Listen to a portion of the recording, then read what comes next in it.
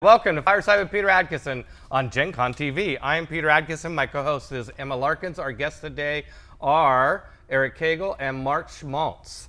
Yes, and on this show, as you know, we go in search of stories behind your favorite games, and we are still focusing primarily on Magic the Gathering. And we are broadcasting live from the Chaldea studios.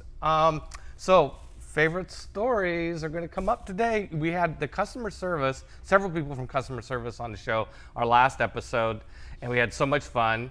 We brought Eric back, and he brought Marc, and so today we're going to continue with stories primarily in customer service, although they also kind of graduated into other departments, and so it'll be kind of coverage of a whole bunch of different topics as we go. So, Eric, Marc. Hello. Welcome to Fireside. Thank you. Thanks for having me back as well. So. Absolutely. Yeah. It's great to have you back. So, what we'd like to do is start a little bit. We're going to start with you, Marc. How you got involved in Wizards of the Coast. So, kind of going back to who was Marc Schmalz and who was Sparky? That's a real question. Because I'm confused. I thought Sparky was going to be on the show. It's now a super villain name. Yeah, I know. Same. Your nickname is Sparky. So tell us how you got involved in Wizards of the Coast and what you were doing before that. So I was a college student. I was at Ball State University, but I was also a comic. Ball State University. Ball State? I didn't know Ball was a state. Ball. So we have a state named Ball. Mm-hmm. The Ball Corporation, the family that owns Ball jars. Oh, okay. Oh, okay. I thought they owned balls. The Indiana State Normal School was failing, and the Ball Company bought it and donated it back to the state. Oh. So it became Ball State University. Okay. Was it in Indiana? Yes. Okay. David Letterman. David Letterman's with alma mater, yeah. Okay. He's the big. Okay. He donated basically the TCOM building. There's a plaque in there dedicating it to all the C students. All the C students. Nice. I love it. Nice. So I was a college student. I'd finished a history degree, and I'd gone on to a tech degree. But I was a comic book nerd too, and I would go back to Indianapolis every week to get my comics. And Great city, by the way. Love Indianapolis. We I wonder why. on Gen Con TV, we happen to think very highly of Indianapolis. It's a fantastic city. Again. Yes. Yeah. And so, I was an excited youth at one point when I was at the comic book store, and the owner and another guy whose name was Jeff started calling me Sparky at the store. Just randomly, or is this a? I was a little excited. One of them. Oh, because you were so excited. One okay. of them off I the thought cuff it was one spark day. plugs. One of them off the cuff one day, I think, referred to me as Sparky, and it sort of stuck. Was it like okay, Sparky? That's I how don't I'm even know imagining if I it in was my mind. around the first time it happened. It might have been them talking about me, but it stuck Settle between down, them. Sparky. Yeah. Settle down, Right. Sparky. And then, later on, I started gaming with them. They were high school buddies, and I spent years gaming. It's actually J.D. Wiker. Okay, yeah. J.D. Wiker, who also worked at customer service with us back in the 90s. At the time. Who we tried to get on the show, but Yeah. There was another Marc in the gaming group, so Sparky stuck. Right. And when I finally got to Wizards of the Coast, I'm short-circuiting one of the stories here, but when I finally got there, my first all-hands meeting, I think you're standing up on a desk. That, Sounds legit. Sounds right. I loved standing on desks. And you're still... Especially the Boeing surplus desks that we had. they're indestructible. Yeah. At this point, you're still introducing all of the new hires every time we have an all-hands meeting. Right. And I'm 198, I'm pretty sure, employee 198. And you're going around and you introduce Marc Schmalz, and the whole customer service group goes, Sparky! and I was stuck with it. And that's because JD had already, he had infected the whole customer service group and then infected the whole company. But so for a long time, I did net repping. Basically everything I signed from Wizards of the Coast for a long time was Sparky. Right. Okay, so you're playing in an RPG group in Indianapolis. You're a comic book fan. Well, of course, Magic creeps in, right? Creeps in, as soon as it's out. So creeps in, or more like stampeded in. Yeah. smack. Barged its way. So I know Magic because I was a gamer at the time, and I was hanging out with people who worked in comic book stores. I was working in comic book stores from time to time myself. Right. And so I had cards at college. My friend Vinny and I Vinny didn't have many cards. I just thought you would say my cousin Vinny. No, Vinny. My, The ASCII weasel. yeah. Long story. We're not talking about that. we would have my stack of cards, and we would sort of shuffle them and stick them in the middle, and then we'd both just draw off the top. Oh, we yeah, it's a weren't great way to making play. decks. Yeah. That's a great way to play. And we would spend hours like, okay, we got to go do laundry. Let's just take all the cards, and while we're waiting for the laundry, we'll play. So I was playing, and JD had followed Sean Carnes out to Seattle to work. Sean Carnes got a job at Wizards of the Coast. JD followed, soon got a job. That's how I knew there was a customer service opening. And I said, sure, I'll apply. They sent me a test. So now, I never realized JD, he moved to Seattle to work at Wizards, but he didn't have a job there yet. He wanted to work at Wizards. He wanted, I'm speaking for JD here. I think he wanted to get out Well, we of tried the- to get him on the show. Now we can just tell he's got whatever, he works whatever during the story day, we and want like- to about yeah. JD, right? I think like me, he wanted to get away from Indiana for a little while too, right? Because we'd grown up there, and we have a chance to move to Seattle and maybe why work would for a leave company Indiana? like Wizards of the Coast. Right. So it was, it was a change. And JD was on the customer service team. I applied. They sent a take-home test, right? You couldn't do that today because the internet, as soon as that went out, everybody would have all the answers and it would be meaningless. Right. But at the time, I think I actually got the job because I knew enough about the internet to go and find all the answers. So you're like, you're like a pre-hacker. You're like, I aced, apparently I aced the rules test on the customer service application. And that's one of the reasons I got hired. wow. Because you knew the internet. That's good. That's Yeah. You showed creative thinking. Yeah. Creative and- problem solving. You knew it was a and- series of tubes. Yes, and innovation. And the right attitude from the customer service staff was, we don't care how you know, we care that you could get the answer. Yeah. Yeah. Right? That's Perfect. Yeah. Perfect. There's no school for that. Yeah, there's no school. Okay, so JD was there. The customer service position opened up. Had you moved to Seattle yet, or did you move out No, without I- a job too, or you were still in I was Indianapolis? my first ever commercial plane flight was through Houston to get an interview at Wizards of the Coast. Wow. Yeah, that's usually how you fly from back in. Yeah, okay, via Houston, sure. And so came out, did the interview, got the job, and then loaded up, quit halfway through a master's degree. Oh wow. Right. Masters in. Information and Communication Sciences Okay. in that David Letterman building at Ball Right. State University. Quit the degree and packed up with my friend Vinny, who helped me drive all the way out to Seattle. Wow. I started May 5/25/95 at Wizards of the Coast. Okay, for the rest of you, that's May 25th. 25th, 95. 1995. Okay, great. Okay. And I started a month after you. Now, so did you? Okay, so you started right after that. Yeah. So I let's- talked about my origin story last time, but the recap was same Yeah. thing like almost everybody at Wizards in customer service. Out of college, didn't have a job. Went across the country.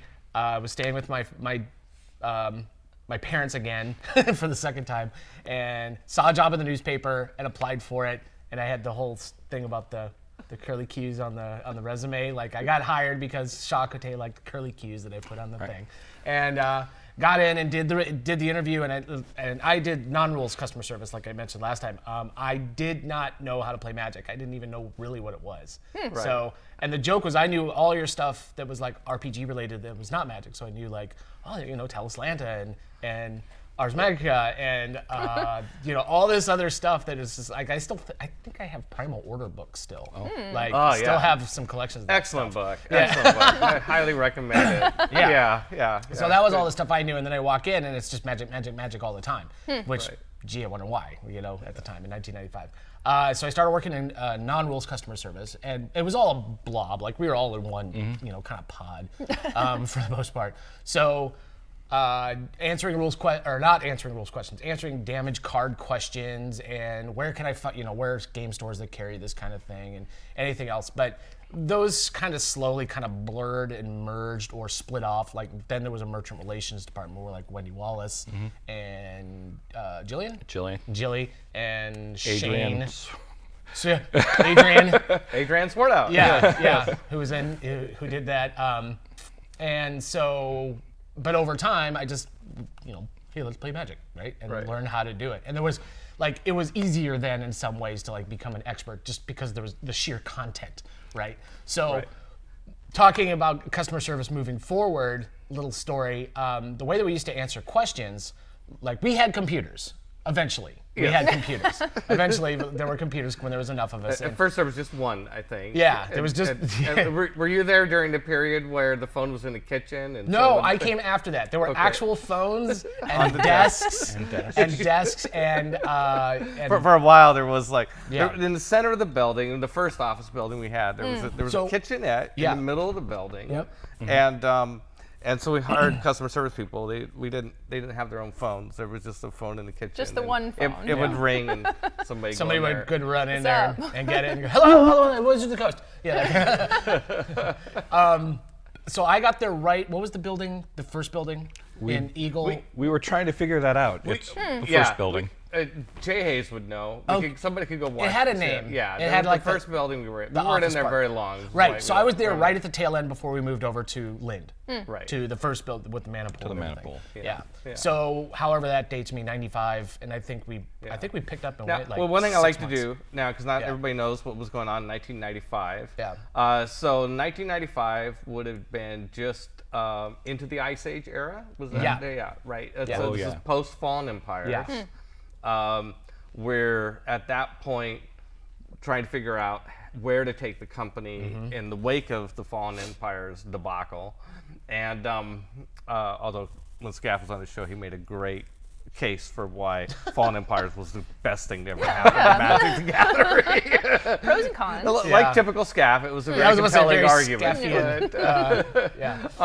But ramping up to do the Pro Tour and that sort of thing. Yeah. So yeah. Wasn't Ice Age also the start of the trend of like big set and then 2 expansion sets from that same world or genre? Right. Yeah, 1 or 2. I think did we Yeah. do 2? Alliances was an expansion. And Homelands technically was a and Ice Age expansion. Okay, there you go. Yeah. Right. So, Okay. is that right? Yeah. Yeah. So what was your first job at Wizards of the Coast? Rules customer service, answering phones, and it was either Rich or Kyle gave me permission to work overtime if I worked through the backlog of paper mail. Oh, Yeah. Back in the day when you actually got correspondence by paper. Still, In the mail. Like rules questions? in the envelopes. mail? Yes. Yeah. Yes. Wow. And people would wait for return mail to figure out what their They're answers still sitting were. at their table like mid-game. Right. Everything's laid out perfectly. Week been later touched. they get there. Yeah. Now tell us about it says Mirror. untap. Okay. Tell us about Mirror Universe. Yeah. I remember walking down Monster Road on the weekend because I didn't have a car at the time for some reason. I don't. Can I remember. stop you right there? Yeah. For all the people not in the rented area, there is a road called Monster Road, and it's named after a family. And and there's a cemetery where they're all buried, and it says "Here lays Monster," and they had a little kid that died, and it says "Here lays Baby Monster." It's really creepy. Anyway, moving on to lighter things. But I remember walking down that road on the weekend to get to the office so that I could answer more paper mail. Yeah. Right. At overtime rates. Right. Yep. Overtime. I Yeah. was all about it. Yeah. You didn't need a phone.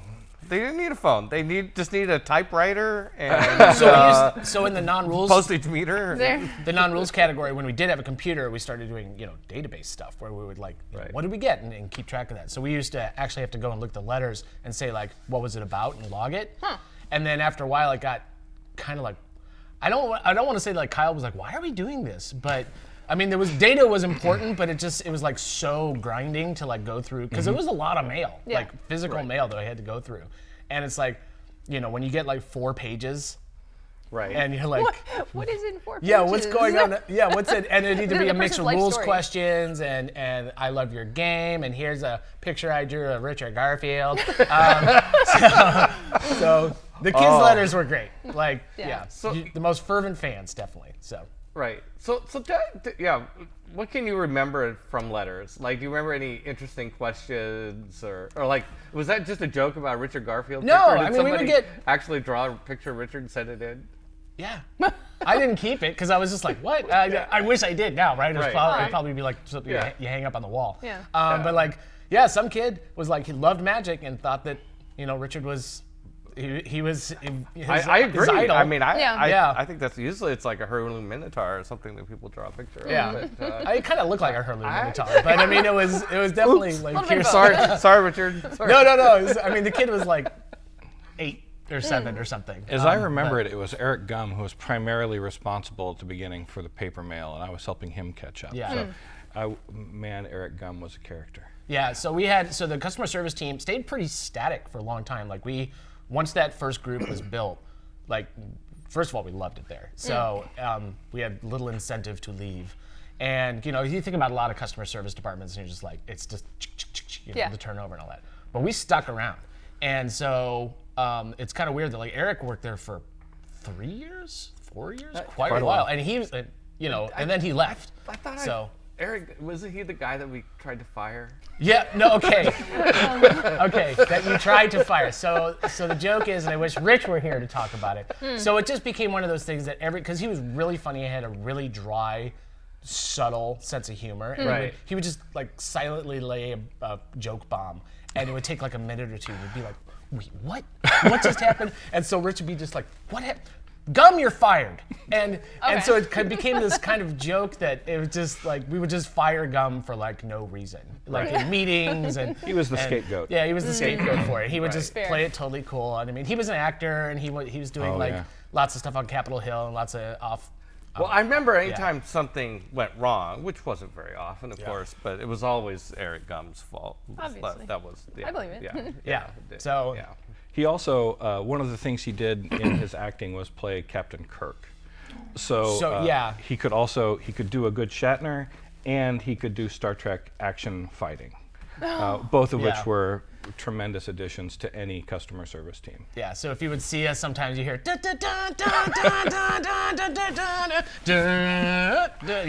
that was a the typical work two-fisted day. punch. As we're on the phone with somebody else. Yeah, the two-fisted hitting Gorns. Played Captain Kirk in a play? Yes. So there was a place called Theater Schmeater on Capitol Hill, which I don't think is there anymore, but it's one of those like itty bitty tiny little theaters up on Capitol Hill and then Greenwood and stuff. And so there was this whole circuit of like, we're gonna do, it was not quite improv, but it was definitely close to it. And they would do basically parody Star Trek stuff. And I think it was called Star Trek, right? Star Trek, yeah. Right. And he did that for a long time, actually. Like it was running for quite a while. And so, that's where his ambitions were. But we would, follow his career, reading about it in The Stranger, the newspaper. But he wasn't into that. He was not a geek. It was, I don't know how he got the job. Oh, all right, okay. So that's not Eric. So Well, What was he? he's not a gamer? What are we talking about? yeah, I him mean, for? we were all geeks, so yeah. He's so fired. He's fired anyway. He's fired. Sorry, So, Eric. do you remember any? I'll put you in the same spot with the same questions. Like any interesting letters that came in while you were there? Not paper. I distinctly remember a single phone call. Okay. Tell us. A traumatizing phone call. A traumatizing phone. This is sounding good. It was somebody called up and said, "You have ruined my child's Christmas." Oh. This dude, he instead of actually going and buying a Jester's cap, he went out and bought, I think, 3 boxes of Ice Age boosters. And his kid didn't get the one card he wanted out of those 3 boxes. And so that was my fault. And I had destroyed his child's Christmas. This was not a good experience for me. So what did you do? Did you just send him a Jester's cap? I don't. Sparky. I don't. I think eventually. Customers always I think right. eventually Rich. That's it. Eric Gum's fired again. I think eventually Rich or Kyle had to take over the call because I just couldn't cope anymore. Customer service was not all fun and games. It was a lot of fun and games, but sometimes. I mean, we would get people, especially like, I think I mentioned this last time. We would get people that would like call us and deliberately mess with us. And not like, typical customer service stuff, but there was like really good Magic players out there that would eventually like go be in the Pro Tour and stuff like that, or join R&D later on. And they would call us and ask us like the stumpiest question, like there's like no answer to it, or just see what we would do. And they would just play it really cool, and they'd just be like, some kind of thing that would end up in like an infinite loop or so many loopholes, and it would just be like put them on hold, and we try to figure it out, and we felt stupid, right? We're just like, this is what we do all day, and I don't get it. Realizing now that happens a lot in Magic, right? Where if you oh no, it causes this loop, or it does this, or whatever. Yeah. Or it does not. This does not exist. It goes off into some tangent and breaks the game. Yeah. But they were doing that just to mess with us. and they would call, and then after a while, we're just like, just either come in and interview for a job, right, or stop calling, right, that kind of thing. And wasn't the For real, I think it really was somebody that ended up in card R&D. right? I don't know who, but I think Right. so. Yeah. Yeah. Who knows? Well, wasn't that yeah? So was it like a conspiracy or did the R&D guys put them up to it or something? Probably. I don't know if they liked us all that much. Like we had to, and not in like a mean way. It's just, I mean, let's face it, the card R&D guys were in their own bubble. Like, yeah. They lived in high rarefied air, and that they were, because they spent their whole time. You have to understand my position there. Yeah. Let's see, Richard Garfield. Yeah. You invented the game that's making all You got this money. Scaff. And you're really smart, Yeah. smarter than I am. So you just tell me, you hire your team. Yeah. And Scaff Elias, Jim Lynn. yeah. Mark showed up. Was he there at the beginning? Mark Rosewater? Rosewater. I'm not sure when he came in, but it was in time for Weatherlight. Okay. So, I think, I think it would have been about 96. Yeah. He was on the show too. We had Mark on the show. Yeah. We also could work with him pretty well. I mean, so the Duelist magazine had Yeah, there was the magazine. regular facts that we would publish. But before FACTS or FAQ. FAX? Oh, FAQ. FAQ. Yes. FAQs Yes. that they would publish about the new set that came out and the questions that those caused. And I remember coordinating, like, okay, what are our questions? What are we getting from the field? And just for somebody who doesn't know, Duelist was a magazine we did in the 90s. Yep. It didn't, I don't know when we stopped doing it, but Yeah. at some point we did. But this is back It in the went, days it went of for at least a couple magazine. years. I still Well, have yeah, them. it I still went have for- a box full of them. Yeah, it went for at least I think 3 or 4 years at least. Yeah. And so we would get the questions from the customers. We would figure out what was being frequently asked because we were on the front line, and then we would make sure we would work with somebody like Tom Wiley, make Right. sure that we understood what the real answers were, and then we would get them published in the Duelist. But so we worked really well with those guys when we And that's how Magic players got their information Yes. from a magazine. back in the day. Right. Paper magazine, Paper. right? Yeah, paper magazine. Paper magazine. Yes. So. And the address was in the magazine, so they could mail you back. They could. had additional P.O. Box questions. 707, Renton, Washington. This is Yeah. my Yeah. other thing, though. Wizards Yes. of the Coast was on the forefront of a whole bunch of internet stuff. Yes, let's talk about that. Yeah. And I was really lucky to be there. So the web team started out in customer service. The webmaster was there. We had 2 developers, two web developers, and eventually they got spun off into their own group. I stayed in customer service at first, but I was doing things, customer servicey things related to the web. I made an HTML demo. I replicated the demo from the Netrunner rule book so that you could go through the demo online. And it was, for me, it felt really advanced at the time. I was really proud of that. With all your and so, hyperlinks. yeah, and I think honestly, I don't think I was a particularly good customer service rep. I think I was too easily You're distracted. calm and measured.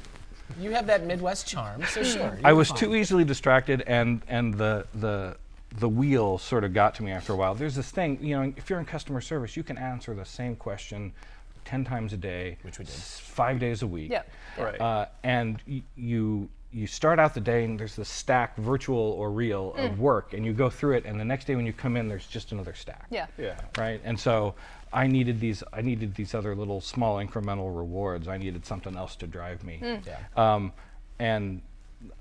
Doing web projects was one of them. Eventually, I got pulled into the online team. I think we called it at the time. And So do you remember about what year that was? that Sorry, was, bad question. Wow. it was in the new building. Yeah. No, I could. I Well, I left. I'm By pretty set. sure. I didn't mean to stump you. Well, I'm pretty sure I worked it out on my CV. Yeah. That It's was there. back in October 10. All right. It's like- So I got pulled over, and that was back when. So I had done work on our AOL presence. Yeah. That was mostly JD Wiker, but I was helping him with some of the AOL as a net rep. forums and stuff? Yeah, Okay. and then Yeah, and so to make this clear, what we're talking about here, in the early days of Magic, in the mid '90s, one of the things that Wizards was really on top of, no thanks to me, because I was a computer idiot, but was that we had an online presence in all the major areas where people would go for forums. Before that kind of moved all into social media and corporate websites, there was these forum places like CompuServe and AOL and places. And so we had people dedicated to each of these locations. Right? And early in the internet, we were building our own web presence. We had wizards.com, which How remarkable. Is that? You can't do that. How does a gaming company get? Anyway, I was actually put in charge of our CompuServe presence, which it doesn't exist anymore. There is no CompuServe. It died. I was flown out to someplace in Ohio or Pennsylvania for a 2 or 3 day training session with another guy about how to build a CompuServe forum for our company. And I did that. I was taking Quark files from the Duelist and trying to change the format so they would be represented better on screen on CompuServe. And thank goodness I got all those None of these layout words skills. have any Quark. Yeah. That was a pre-layout program, right? Pre-InDesign. Right. And thank goodness I got some of those skills, because it's one of the ways I kept in the game industry, the layout skills. But we were doing stuff online that other people just weren't doing. Some of it good, some of it bad. True story, there is a book on terrible websites that features one of our original features, a ring of spinning mana. With the little GIFs of the mana stones, Mana and like the stones different spinning. colors is going around. It was featured in a book of things not to do. But It was like, Alex was so proud of it. this was early internet, right? This Was it because it took too long to load and a whole bunch of reasons. Also random movement for the movement didn't add anything. I don't think the stones did anything when you clicked on them. They No. were just Yeah. They were decorations. just pretty pictures that moved around. But this was early internet, and later Yeah. the book was later. Right. The what not to do book was later. So all of these problems are excusable. There was one time that I remember the website actually did like a Throwback Thursday thing, and they brought that back, like the real legitimate Wizard site. Oh, really? For one day. Yeah. I think it was April Fool's or something. They put that on there, and it was like, Like, was this recent or like? well, I mean, 10 years ago, recent, but it was just. I remember it was I mean, after we were all gone. totally gone. Yeah. But I do remember that one day that they flipped it over to that. Wow. And people were like, something is wrong with the internet right now. You can probably still go back on the Internet Wayback Machine and look at Yeah. the earliest versions of the Wizards of the Coast website and find it. Right. What I think is the best thing I did at Wizards of the Coast is actually update that website. Eventually, so I was on this online team, and there was a shakeup, and the whole team, we lost the person who was in charge of us, and the whole team got moved into marketing under Charlotte Skeel at the time. Do you know her name now? Stavenberg. Stuyvenberg, right? Yeah. Okay. I'm not sure I'm pronouncing it correctly. But yeah. So I got moved under Charlotte, who was VP of marketing. Yep. And I was tasked with turning our shovelware site into a marketing site. And so, do you know what I mean by shovelware? Right. Here's the thing: shovel it on the pile. Perfect. Okay. Kind of. Yeah. Yeah. We'd been doing the best that we could, but there wasn't a lot of reading, understanding that you could do about how to organize information on that. Everybody was feeling their way. Yeah. Yeah. Sure. And so we Just had like this big everything else that project. happened at the Yes. I remember even in like board meetings, like, or management meetings, when the topic of the internet or the website would come up, we'd all just you get this look of like, oh, we don't know what we're supposed to do. But at the same time, Wizards, I mean, we were really out on the cutting edge of it. Yeah. We didn't know that We at the did time. cool things. Yeah. We knew there was one point where we said, we're about 1 year behind Amazon.com in terms of traffic on our website. Yeah. We could, there was Really? way Take that, early Jeff in Bezos. Amazon. I'm pretty sure that's the case. There's a slim chance. And another statistic I heard was that there was a point, an era where Wizards of the Coast had a presence, like we were talking about, Yeah. presences like on CompuServe and AOL and Usenet and so on and so forth. That we had we had a more ubiquitous presence than any other company in the world. Even all like the tech companies at the time. That's a Dave Howe story. He could Sure. tell us all about that. In fact, Yeah. he did. Okay. Watch the old episode with Dave Howe. And you can anyway, so please. So Charlotte gave me Tyler Bielman as a marketing resource Okay. And he worked with me, and we did a total marketing redesign of the website. And I mean that in a good way, because sometimes when you hear marketing redesign, what we did is we talked to all of our customer service and merchant relations people and all our marketing people. Who are our customers, and what information do they need to know about the products, and how do they move through the site and actually find the information they need? We actually did all that. And we also You did UX work before anybody knew that UX work was a thing. Yes, and knowledge organization. And we also did it when we had to integrate TSR content. So There was a lot of it. I was in charge of the web team when we got TSR and Which is 1997 TSR, for those who don't know, publishers of Dungeons and Dragons. So this is when how Magic and Dungeons and Dragons ended up being under the same roof. I have so many questions about you. so we inherited all of the TSR content. We didn't keep the URL for long. Right. If The we did TSR it all. URL, But we inherited all the content, and I inherited Sean Reynolds, who was their online guy. Right. And so being able to turn our shovelware site into a marketing site and get all of TSR integrated, that felt like it was huge at the time. And to do these knowledge organization things, I don't think I gave myself enough credit at the time.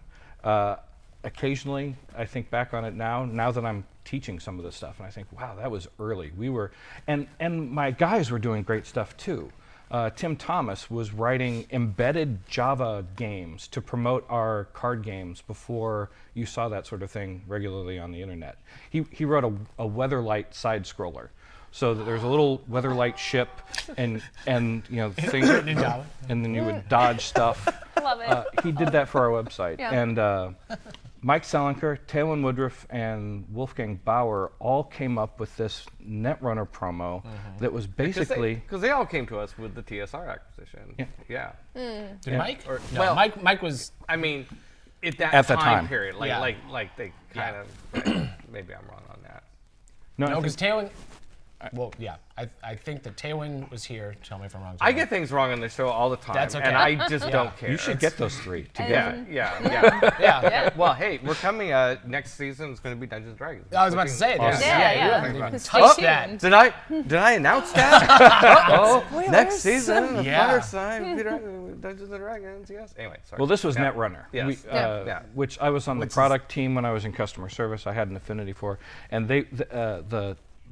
those three put together this alternate reality game, basically.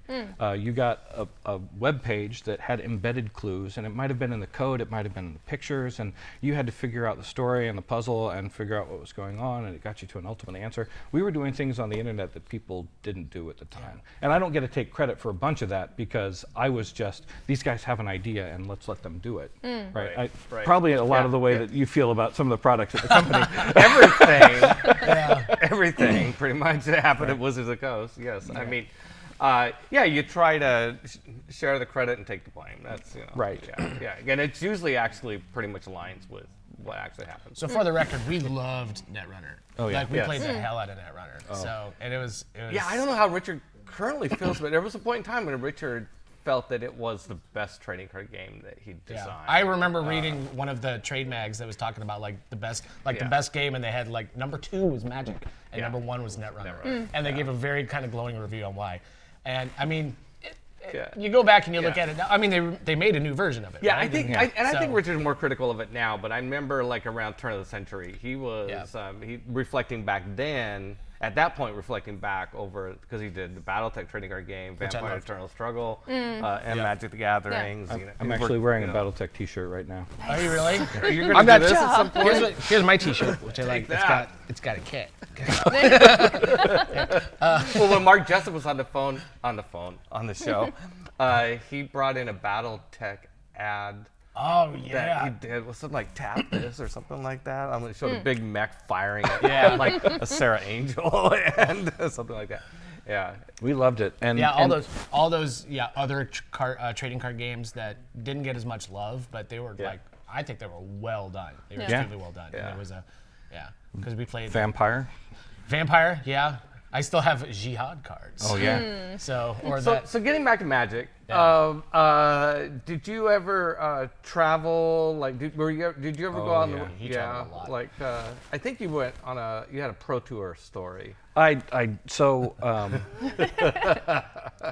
As in Magic the Gathering Pro Tour. Another thing that we did early on for the website that other people weren't doing, we had remote coverage of some of our events.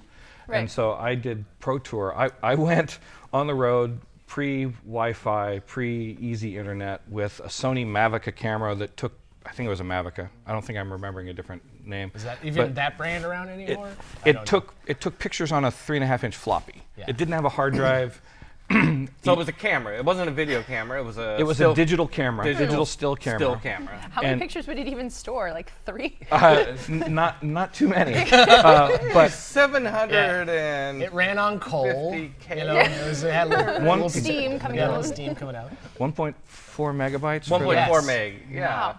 Yeah, and the The size rest of like half a photo. no And this is resolution old of photo photos resolution, back too. then. Yeah, that's the right. resolution. Yeah, that was 6 by probably- 8 pictures, 600 by 800 pictures at the time. Yeah. We're not talking about anyway. So yeah, I was going on like Pro Tour events and other Wizards of the Coast events. Gen Con, I did a Gen Con from the field. I did Origins when we were managing Origins. Right. And yeah, took pictures of people at the Pro Tour, and I did interviews on audio tape, and I couldn't upload them easily, right? It's not like there was Right. Wi-Fi and Yeah. you could just, I couldn't do live streaming, so I would take the floppy disks back, I would find a place where there was an actual Ethernet port, and I would upload the stuff and edit the website on the fly myself. We didn't have a, nowadays you'd upload them to a database and you'd say, you know, it's all managed by databases. Then it was manual editing of files, but we were doing, that's all. So new that's how stuff you too. cover. So you were covering a Pro Tour event. Yeah. And doing audio interviews with players, and then and taking photographs and then uploading it like within a few hours. Yes. Yeah, Right. almost Okay. real time. Almost live. Yeah. And there wasn't any better coverage. We were basically the only coverage. I don't know where else you would have gotten that information. Yeah. Right. Because Right. nobody was really like interested in. I mean, it was all in the gaming circle, right? It wasn't like, oh, CNN's coming out. Although eventually they probably did, right? When things got huge. And Well, it was- Magic eventually was on ESPN. yeah. Right, ESPN, sorry, yeah. ESPN, yeah. Yeah, ESPN. I think I was there for that. Yeah, That was yeah. that was at UW, wasn't it? I'm not sure. So who was your favorite MWE? Oh, my favorite. Actually, so one of the things I got to do at Origins, Bruce Campbell was a guest of honor, and I think I Yes. was the first time that Bruce had been recorded for the internet. And so I'm sitting next to the soundboard trying to get my And you mean audio. Bruce Campbell, the actor, Yes. right? Yeah, The Army, Chin. Yeah, Army Darkness guy. Yeah, If yeah, chins yeah, could right. kill, that guy. Right, yeah, So yeah. Bruce Campbell he's the guest of honor and he's doing a speech, and I'm sitting in the back of the room trying to record it and get pictures of him from a distance, and he's like, I understand we're on the internet. It was novel at the time. Other people Internet. weren't doing that Yeah. stuff. At the end, did you go, Mr. Campbell? Can you just say hail to the king? It's not like people had hold me. smartphones either, so people weren't like taking Yeah. pictures of Bruce Yeah. and immediately Yeah. uploading them. We Right, were right. the only way that you could get that information. Oh, So one of the best things about doing cons in general is that you're kind of backstage, right? When you're literally setting up a show and tearing it down, and so it's kind of like being on stage in some ways, or going to like a Hollywood event, because there's usually like for Gen Con, Origins, all the really big things. There's guest of honors and there are famous people that are there, and so I'm like. My Kevin Bacon factor of like how close have I been to celebrities Right. has gone up pretty high. Right. And I'm like, I don't know these people, right? I don't know them or anything, but I would get brushes with like William Shatner. Yeah. And Kung Fu. David Carradine. Thank you, David Carradine, who has passed away. And I ran into him at the loading dock at Gen Con coming out, and he just looked pissed. He just looked like a grizzled piece of angry beef jerky. Just that he just was like, he did not want to be there. I could tell it. It was just like it's David Carradine. And I was like, oh, I gotta go. That kind of thing. I bumped into But- a whole bunch of the Babylon 5 cast at conferences. Yeah. Different. Yeah. And also, No, this was after the fact at NorWestCon. Like George R.R. Martin was the guest of honor, and went back into the green room because I was speaking at panels. And when you're sitting there, like I walked in and sat down, and there's George R.R. Martin. I'm like, hey, there he is, and he looked like a man who just wanted to eat his bagel. Just that he was eating his bagel. I was just like, I don't want to talk to anybody. And it's just like, okay. The Gen Con I covered, I was walking around taking pictures of all the guests of honor, and one of them was like, "No, pictures cost money." Yeah. Right. And I said, "But I'm Your actually press, yeah. I'm with the organization. We can put you on the website, tell people you're here, get more people to come." She didn't want to. I won't mention who it was, but it wasn't always roses. Well, yeah, there was probably got to meet a lot of people. change in the culture. Like, I mean, before we realized, I mean, there was a period where you could go to a rock concert and stuff, and you couldn't take pictures, or you could, you know, and you couldn't stream things. You couldn't, you know, there was.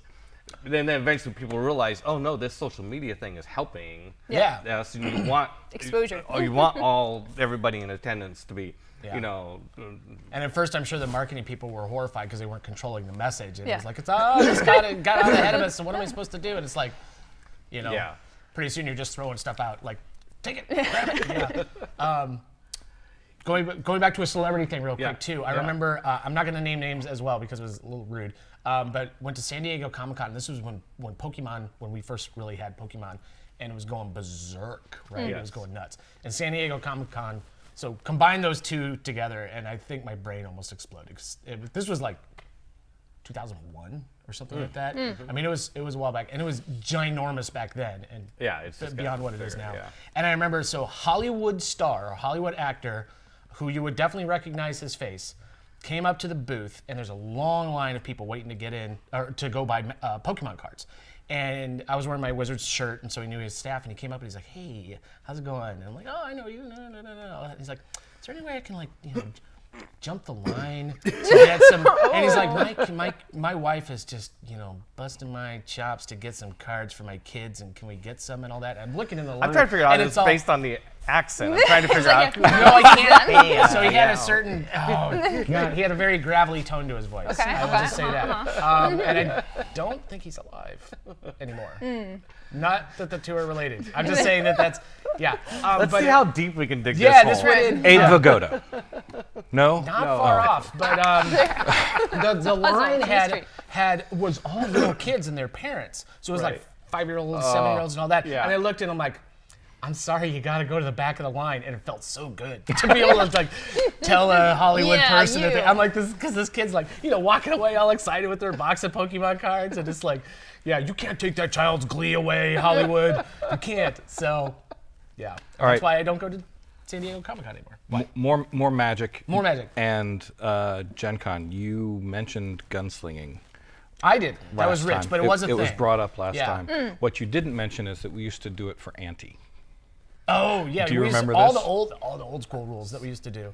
So so anti-rules for anybody, the current Magic players may not remember. When Magic was first published, the idea was one of the rules of Magic was that each player would ante a card. What that means? You would shuffle your cards, and you just take the top cards off each deck, turn them face up, maybe, I'm not sure, and you put them aside, and whoever won that match would keep both cards. I mean, you're playing for keeps all the time. Anti-rules were originally in the rule book. Yeah. This was a rule. It Yeah. wasn't like This is a Richard Garfield rule. This was a Richard Garfield rule. It wasn't like an optional rule. Yeah. It quickly became an optional rule among players. Like, no, we don't play for Andy. But that was, and it was Richard got it from marbles when you play.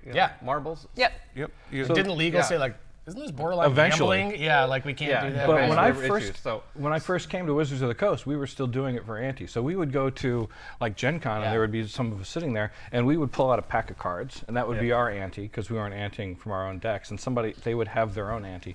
We would actually collect bounties. People would sign the cards that they lost, and you know what a 9-pocket sheet. You remember you remember the poster-sized sheet that we had? We kept them as trophies on display.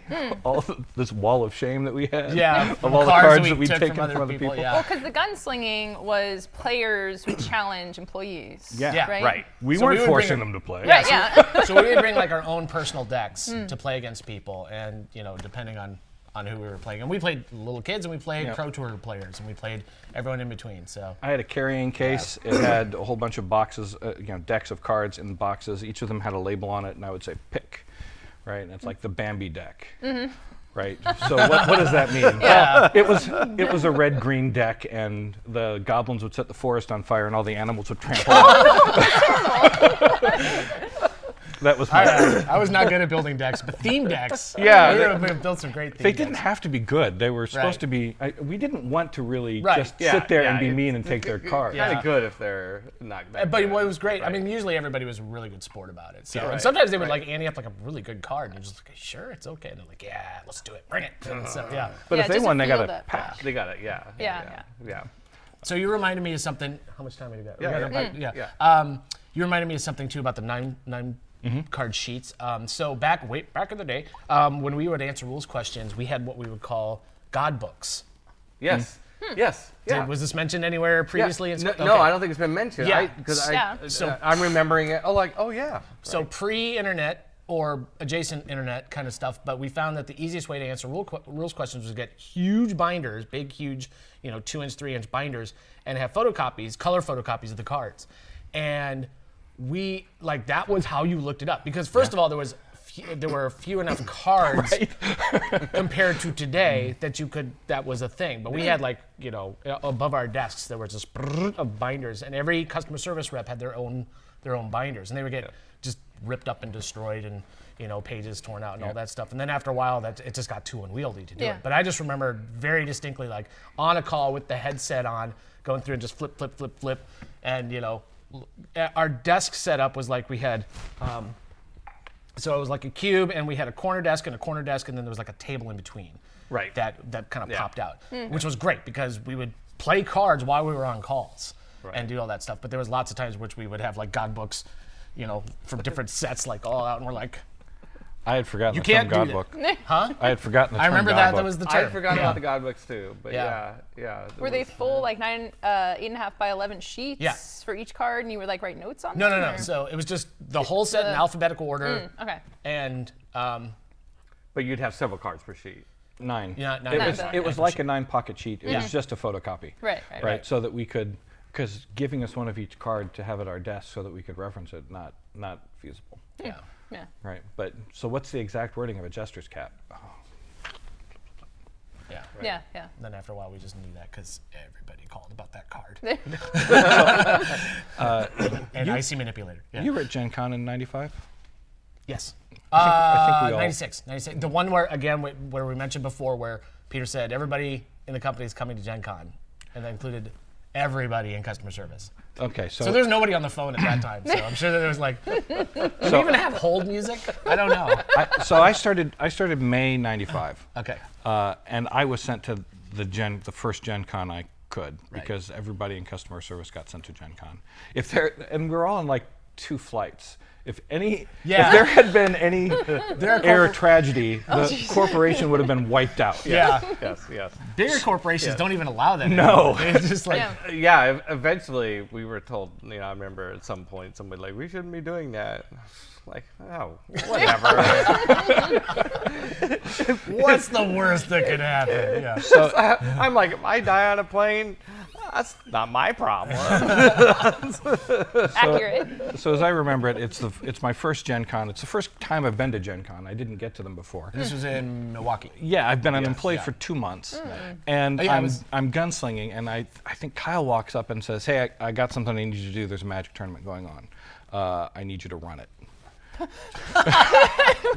And so stunned. And the guy who cheated when he answered all the questions about magic rules for his application.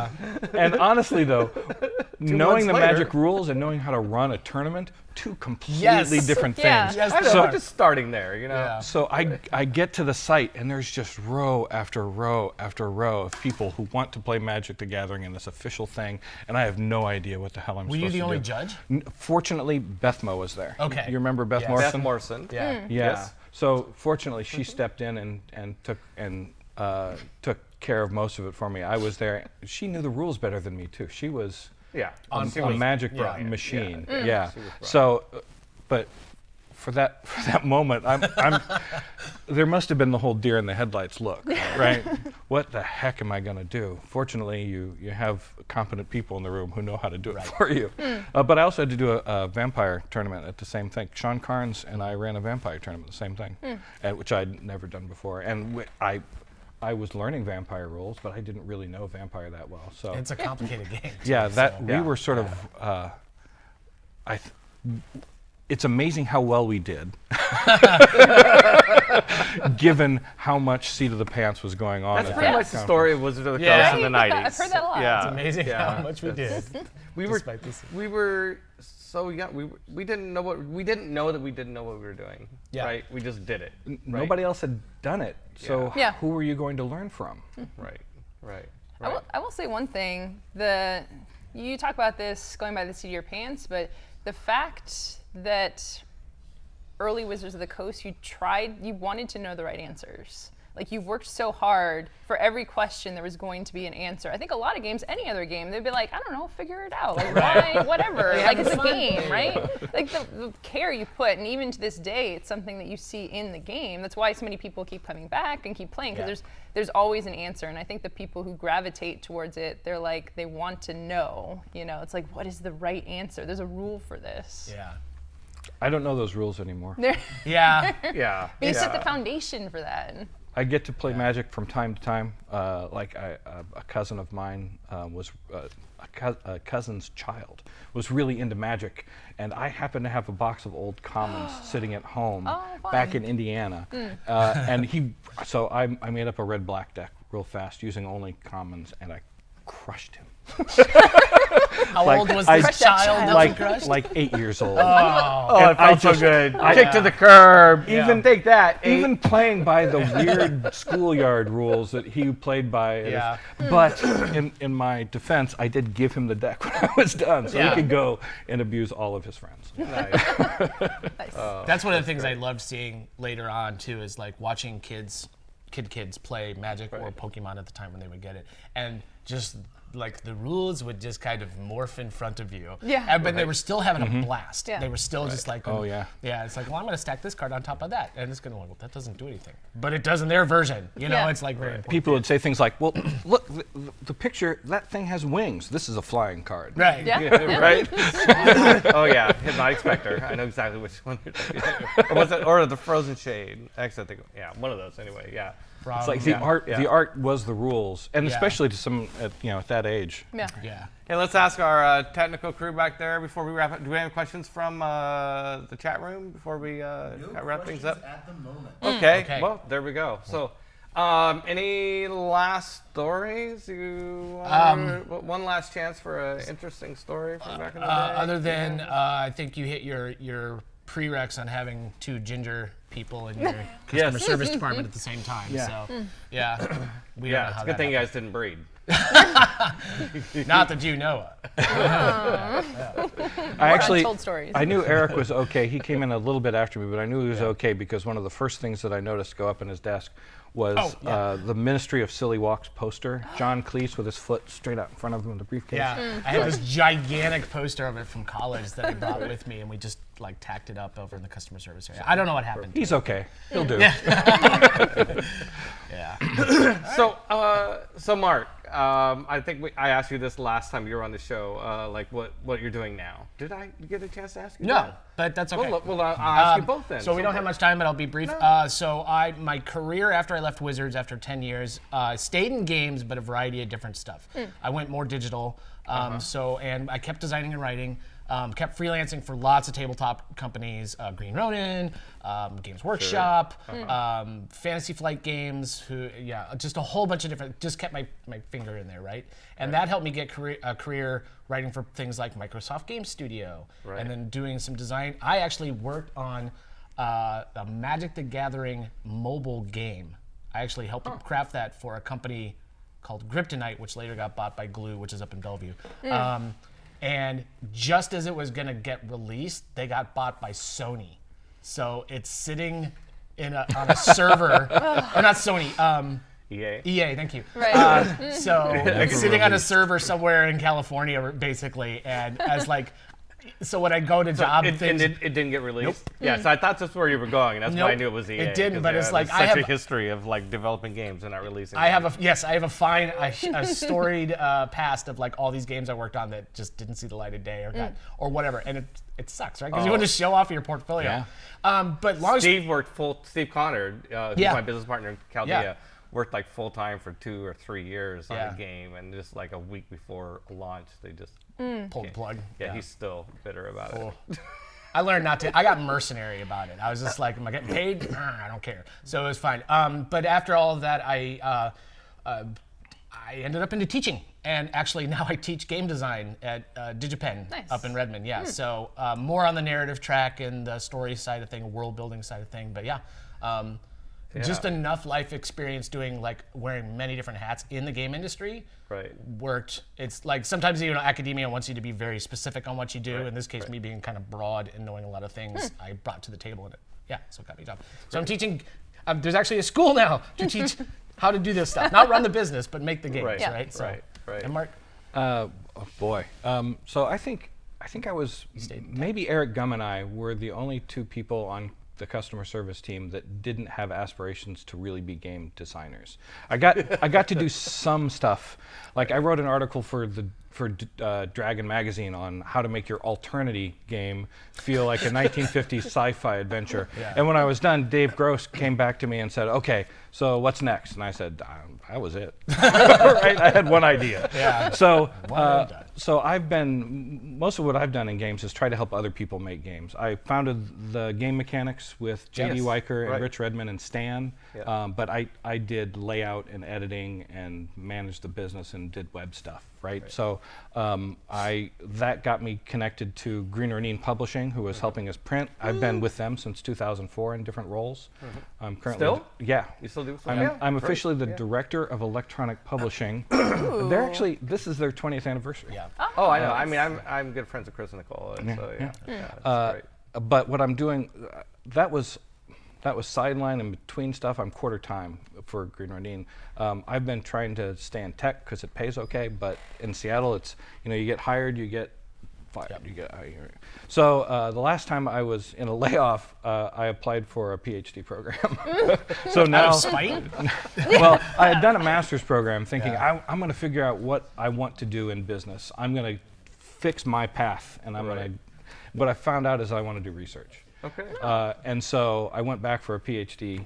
I'm at the Information School at the University of Washington. I'm interested in who we are when we make technology, especially games. Wow. Like when you're making a game, are you a software professional? Are you a gamer? Are you a loyal member of your company? And how does that affect your decisions? And how is that different from all the boring stuff that we usually study in IT and information systems, where like inventory management systems, right? All that stuff where maybe you don't have the connections. You don't have gamers studying it. And, so I'm interested in who gamers are, how that affects what they do, especially in making technology and making games, and comparing that to other things. I have probably another year and a half in the program, and then I'll be Dr. Sparky. That's so Dr. cool. Sparky. Next That's season it. on Hulu. There we go. That's a good place. So it's, yeah, to end it, but I will say one of the nice things, like Mark doing this, myself doing this, and several other colleagues, is like it's interesting, like having gone literally through a generation of now being like we were the Padawans and now we are the Jedi Masters, and not like so many talented and smart people left Wizards to go do amazing things and are still doing it. And like we went in ended up in academia, right? So we're teaching, we stayed in games kind of tangentially, but now we're teaching the next generation to make games. This thing, this idea that a lot of people at Wizards in the 90s moved into other areas. I know when I left Wizards about to turn in 2001, I kind of was like, well, I'm not sure what I'm going to do next. Maybe start another business, not sure. And I'd always felt that I wasn't well connected, networked with people outside of Wizards because I'd spent the whole 90s. I was so overwhelmed with what I was doing. I never, hung out in all like the CEO roundtables around town. I never hung out. We never really solicited money from professional investors. I didn't know any VCs, none of that stuff like that. And so I thought, I'm not really well networked. It turned out I was, because there were so many Wizards people that moved into so many different companies, leveraging, because the Wizards resume ended up being really valuable for a lot of people and opened a lot of doors. And just turns out I am really well right, and networked. who you were and what you did, and the products that you made. Definitely, people would be like, I mean, that gets me indoors all the time, right? All I have to say is, I worked at Wizards of the Coast back in the early days, and they're just like, tell me more, what, so. Even, so I was in a room of 110 undergrads, juniors, and seniors, and introducing myself and said, I used to work at Wizards of the Coast, and I could hear, yeah, that's still a thing. I love that. Yeah. I love that. Yeah. Try telling people you founded Wizards of the Coast. That's it. I will. Next time I'll say that. Try it, right? Try that. Try that. You should use that. birth. See how it I feels. birthed Wizards of the Coast. Yeah. All right. Well, that is it. That is our show for today. Thank you very much for joining us here at the Cagle Studios on Gen Con TV for Fireside with Peter Adkison. Thanks to Emma Larkins, my co-host. Thanks to our guests, Eric Cagle and Marc Schmalz, our technical director, Will Geisler, and our studio manager, Marcus Mays. Yes. He's new, just like the brain's working. It's working. That's right. Our streaming manager, Lauren Bond, and Derek Gooders, our producer. Come back next week on January 8th, 15th. January 15th, our guest will be Julianne Parsons, who played a really integral role in the international business for Wizards of the Coast and developing international markets, and then later into project management for the company. So I'm sure she's going to have some great stories. She was through the 90s, did some great work for us. And the week after that, we're going to have special surprise. I didn't think I'd be able to do this. I don't think he's ever been interviewed in American game circles. Luke Mertens from Cardamonde. Oh, really? Yes, is going to be here that'll be on, let's see, 15th, 17th, on January 22nd. So please come back. In the meantime, we have Brothers Murph on Mondays at 5 p.m. We have Table Takes on Fridays at 11 a.m. You're there, right? I'm there, yep. Followed by the industry recap. New release rundown. New release rundown. Yep. And woohoo, yes. Also, we have a new show, right? Tonight? What's it called? 6:30 Westgate Irregulars. Westgate? Yes. 6:30 p.m. tonight, Westgate Irregulars. And this is going to be a recurring, ongoing show right here on Gen Con TV.